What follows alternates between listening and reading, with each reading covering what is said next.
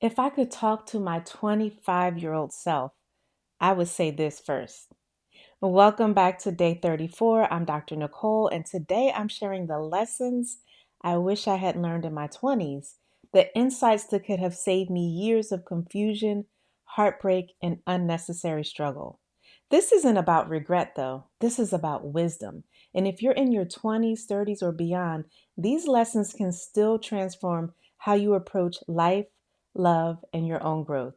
Sometimes the most powerful gift we can give is perspective, the view from the other side of the mountain that we've climbed and experienced.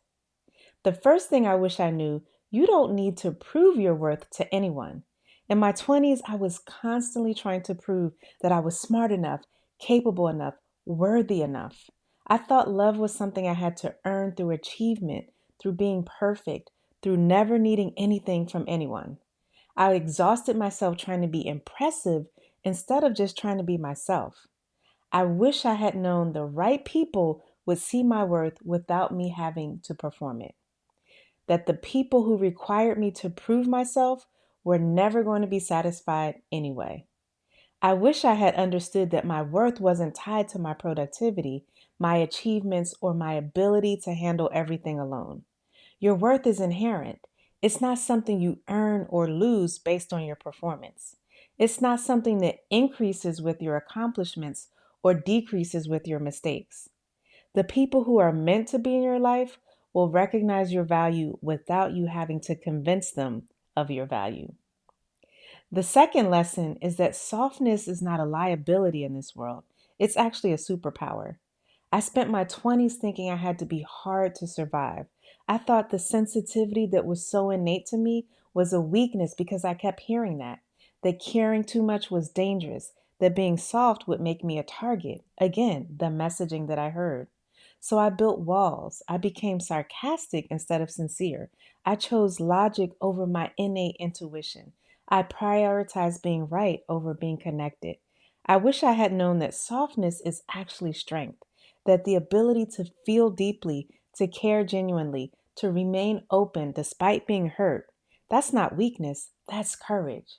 I wish I had known that my sensitivity was a gift, not a flaw. My empathy was a superpower, not a vulnerability that would harm me. The world needs soft women.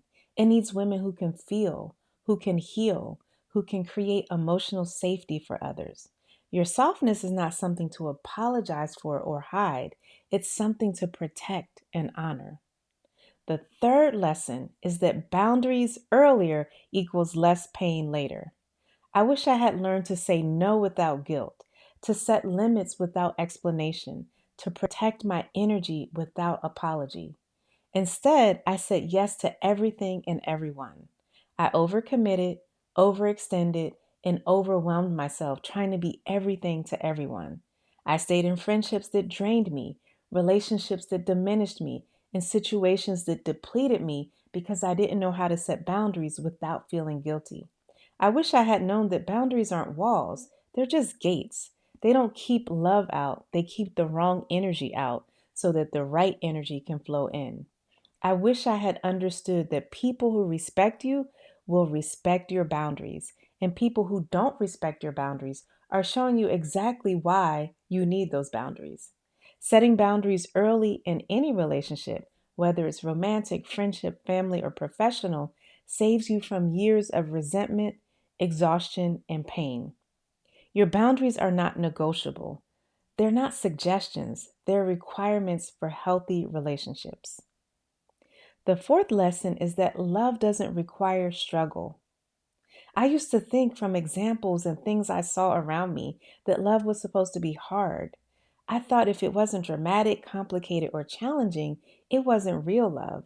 I confused intensity with intimacy, chaos with chemistry, struggle with strength.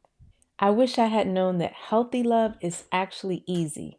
Not effortless, it does require intention, communication, and commitment, but easy in the sense that it flows naturally.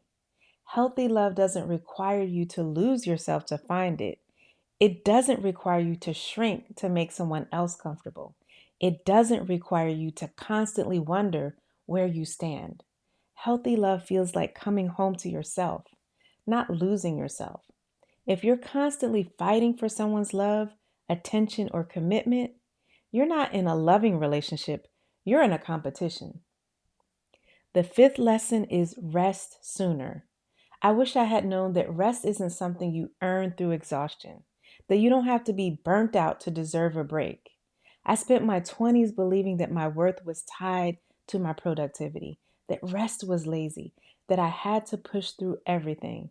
I wish I had known that rest is productive, that your best ideas come when your mind is quiet, that your body needs restoration in order to function optimally. I wish I had understood that saying no to things that drain you isn't selfish. It's necessary for saying yes to things that fulfill you. Rest isn't the reward for hard work, it's the foundation that makes good work possible. Your nervous system needs downtime. Your creativity needs space. Your soul needs stillness. Don't wait until you're forced to rest. Choose rest before rest chooses you. Here's what ties all these lessons together.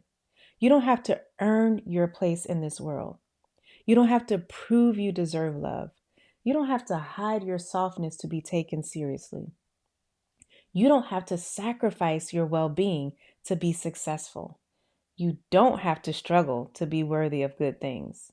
I wish I had known that life could be both meaningful and enjoyable, both purposeful and peaceful.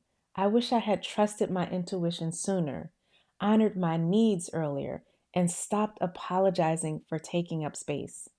I wish I had known that the right people would love me for who I am, not who I thought I needed to be. If you're in your 20s now, here's what I want you to know. You don't have to have it all figured out. You don't have to choose the perfect career, find the perfect partner, or create the perfect life by 30. You're not behind. You're not running out of time. You're not missing some secret that everyone else knows. You're exactly where you need to be, learning exactly what you need to learn. Trust the process, trust your intuition, trust that you're becoming who you're meant to be.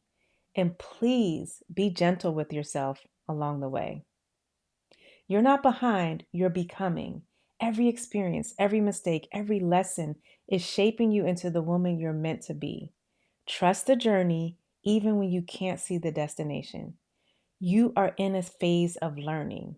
You're going to be applying what you've learned as you get older. And as you get into a mature womanhood, you will master what you applied. And every decade after that is for sharing your wisdom with the women coming behind you.